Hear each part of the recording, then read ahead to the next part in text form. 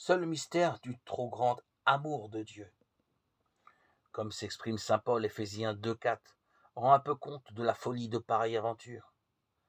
La plus ancienne théologie du Nouveau Testament a tenté d'éclairer ce mystère grâce à l'image du serviteur de Dieu, tirée du Deutéronome Isaïe 42, 1,4, chapitre 49, 1,3, 54, 9 et 53, 12.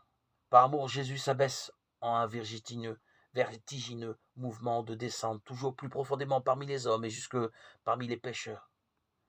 Ainsi se révèle l'amour de Dieu pour les pécheurs. Lui-même prend les traits du serviteur.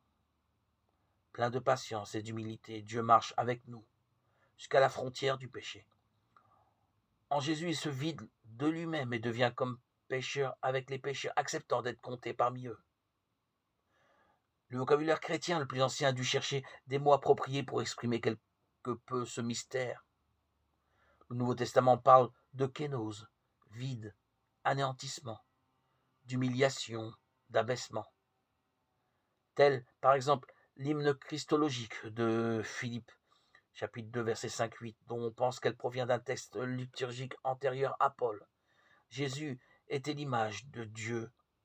De naissance, il possédait la forme de Dieu, mais il s'en est dépouillé, vidé, et kénosène. Ainsi est-il devenu serviteur, le serviteur de Dieu, devenu homme. Il est descendu toujours plus bas. Extérieurement, on l'a trouvé homme, mais il s'est humilié plus profondément encore, en se faisant obéissant jusqu'à la mort, et jusqu'à la mort sur la croix. C'est pourquoi Dieu l'a élevé de manière inexprimable, et lui a donné le nom qui est au-dessus de tout nom,